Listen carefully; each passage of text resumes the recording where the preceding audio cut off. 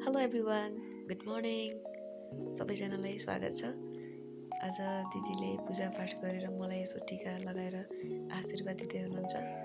अलिअलि दिमाग आओस् भनेको मान्नु भन्दै हुनुहुन्छ। अनि मैले चाहिँ पैसा मागिरहेको छु कि दिदीले 2 पटक आशीर्वाद दिए भइहाल्यो नि तँलाई भन्दै हुनुहुन्छ।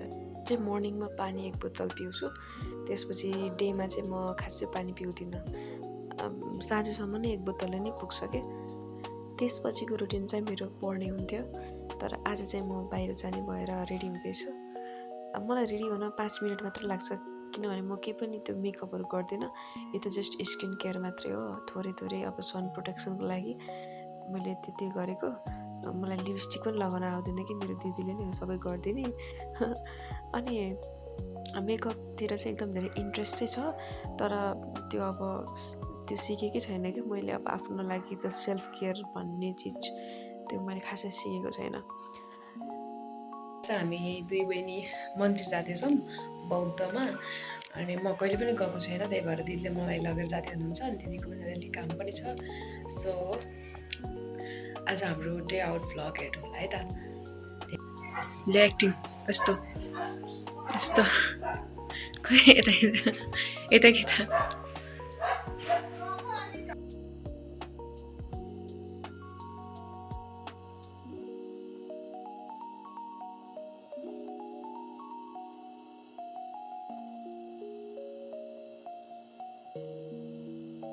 गाइज अब हामी चाहिँ बाहिर निक्लिँदैछौँ।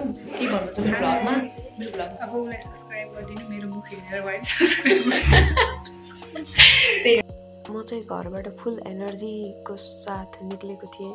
भ्लग गर्छु आज, यति राम्रो टाइपले गइरहेको थिएँ होइन। तर गाडीमा बस्ने बित्तिकै मलाई चक्कर आउला जस्तो कस्तो भइहाल्यो। सो हामी बौद्धनाथ पुग्यौँ है। बौद्धनाथ गुम्बा एकदमै राम्रो पिसफुल एरिया रहेछ। यहाँनिर चाहिँ शान्तिको प्रतीक मानिने हाम्रो गौतम बुद्धको सम्झनामा बनाइएको गुम्बा एकदमै धेरै राम्रो थियो। अनि हामी वरिपरि एक फन्का लगायौँ। अनि मौसम पनि त्यति क्लियर थिएन आज।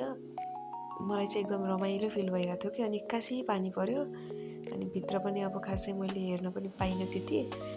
तर पनि अब यहाँ गइसकेपछि चाहिँ फेरि अर्को पटक पनि आउनुपर्छ भन्ने खालको एउटा फिलिङ्स चाहिँ भयो। म नेक्स्ट टाइम गयो भने चाहिँ अझै राम्रो भिडियो बनाउँछु। यो त जस्ट एउटा मेमोरीको लागि मात्रै सीमित रह्यो। पानी पनि पर्यो, अब हामी चाहिँ फर्किन्छौँ। Thank you so much for watching.